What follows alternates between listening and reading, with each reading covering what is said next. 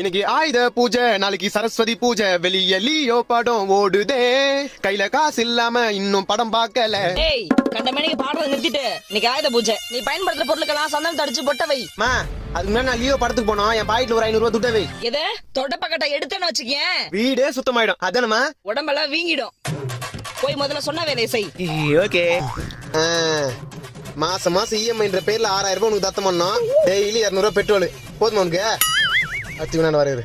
என்னப்பா ராசா, ஆயுத பூஜை 30 லட்சம் ரூபாய் இனோவா தான் பேரு. மாசம் 30,000 உனக்கு இஎம்ஐ கட்டணும். ஹவுஸ் இருக்கீங்க. மாசம் மாசம் சர்வீஸ் வரும் உனக்கு 5000. 3 நாளைக்கு ஒரு முறை வாட்டர் சர்வீஸ், அதுக்கு ஒரு 1000. 2000 ரூபாய் டீசல் இல்லாம 2 கிலோமீட்டர் நகர மாட்டேன்ற. அருமையா இருக்குன்னு பெருமைக்காக எல்லாத்தையும் இஎம்ஐல வாங்கி போட்டேன். வாழ்க்கையே வறுமையாயிடுச்சு. எப்பயும் எங்கேயும் நம்ம சம்பாதியத்துல இருந்து தான் இஎம்ஐ கட்டணும். இஎம்ஐ கட்டணுன்றதுக்காகவே சம்பாதிக்க கூடாது. ஹாப்பி ஆயிட்டு பூஜை. பாதி பேரோட நிலைமை போய்